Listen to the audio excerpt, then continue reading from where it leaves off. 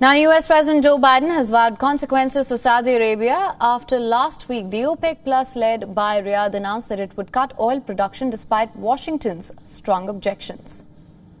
When OPEC made the decision to align their energy policy with Russia's war aims and against the American people, further underscores that reasoning to realign that relationship, to reevaluate that relationship with Saudi Arabia. We are reviewing where we are currently right now, and we'll be watching closely over the coming weeks and months as well, consulting with our allies and also with with members of Congress.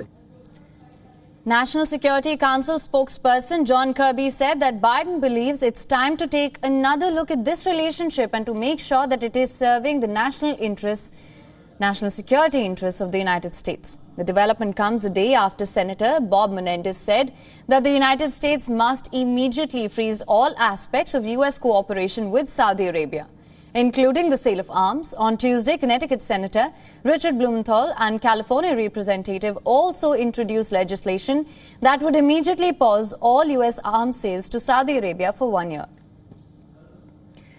This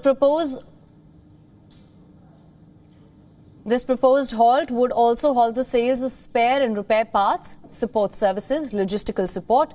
For the last few weeks, United States officials, they'd been quietly trying to persuade the biggest Arab partner to nix the idea of a production cut.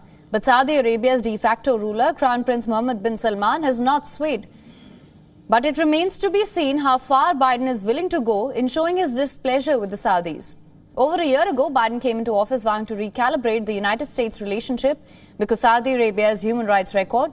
But a tough oil market seemingly forced him to pay a visit to the kingdom earlier this year. And for more on this, our correspondent Susan Tehrani has sent us this report from New York. Listen in.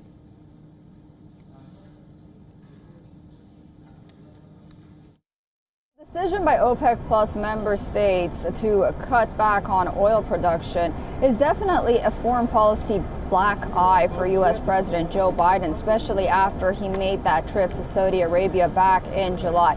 It has also prompted some congressional Democrats to call for a reevaluation of the relationship between Riyadh and Washington, notably in the defense and weapons technology sector and sales. However, it's very unlikely that the measures that congressional Democrats are proposing will have bipartisan support at the end of the day. For example, Republican Senator Bill Cassidy, who's been a vocal critic of Joe Biden's energy policies, for example, he says that America should be energy independent and the president should be focusing on oil and gas production here at home instead of focusing on OPEC countries and outside.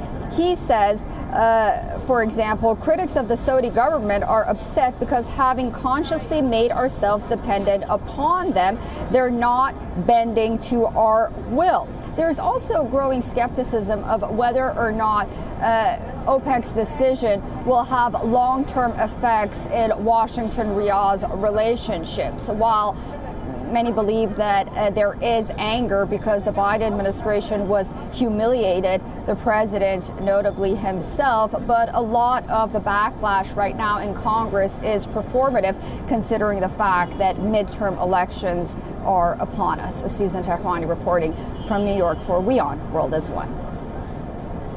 WION is now available in your country. Download the app now. Get all the news on the move.